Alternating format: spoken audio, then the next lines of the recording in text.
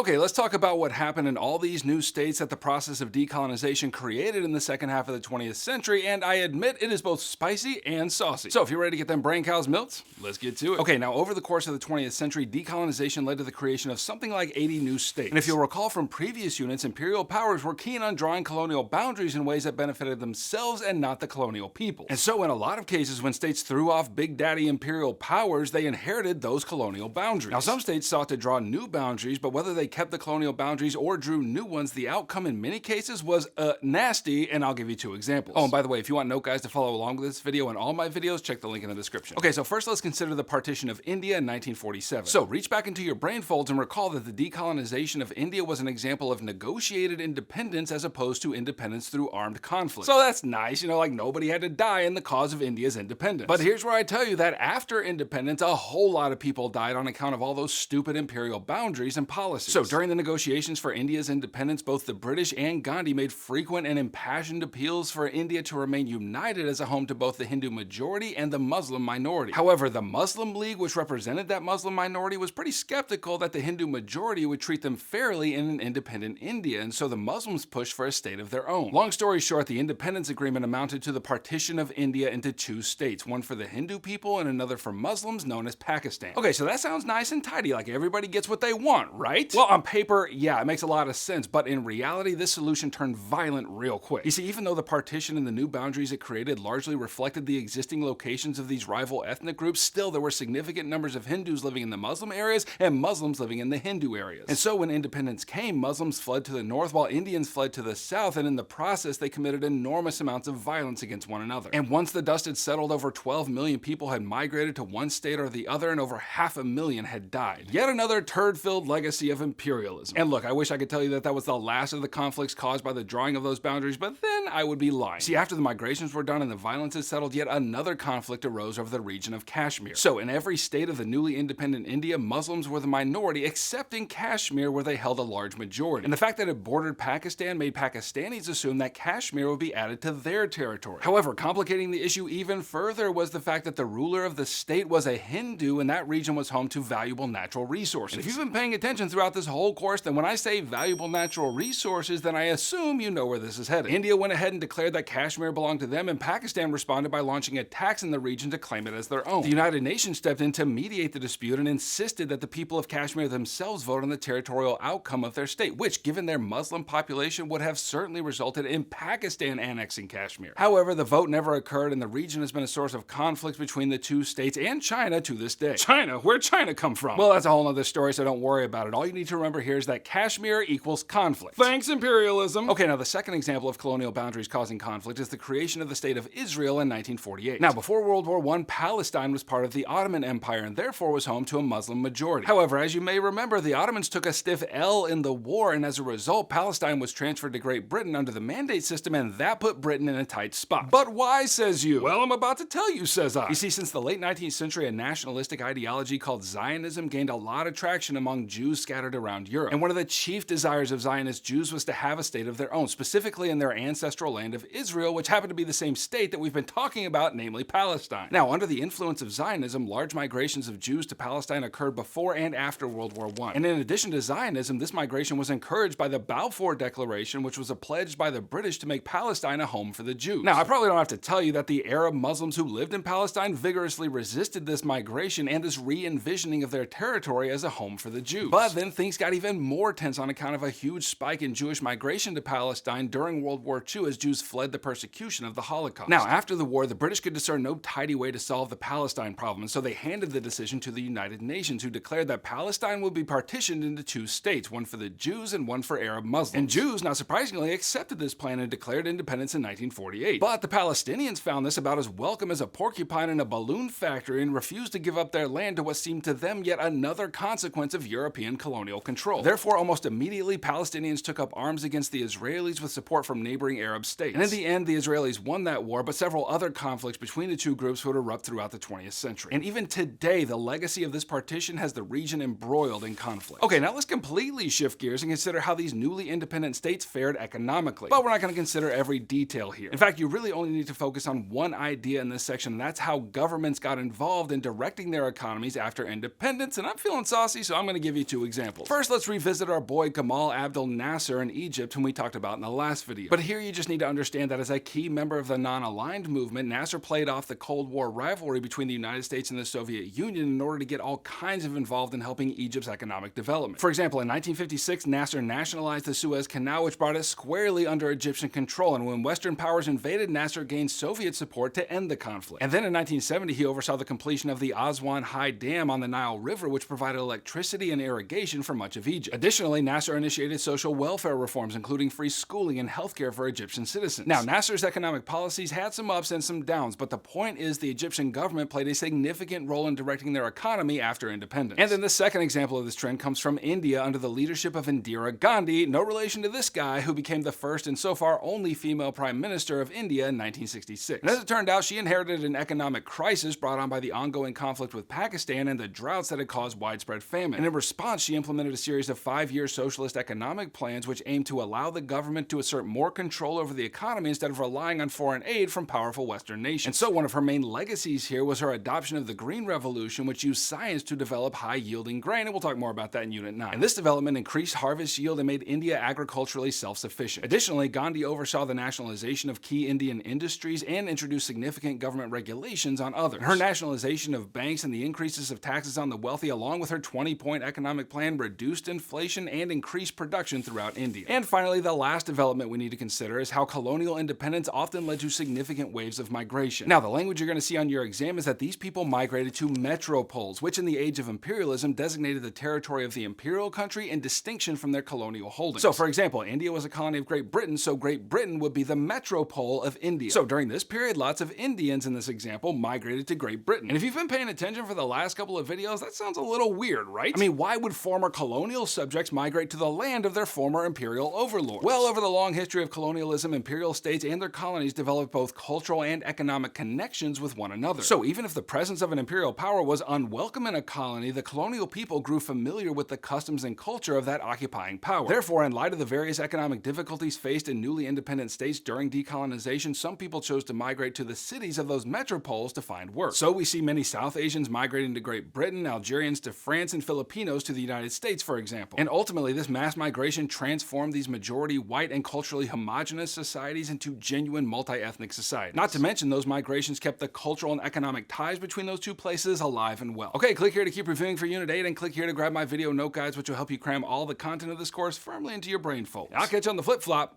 Heimler out.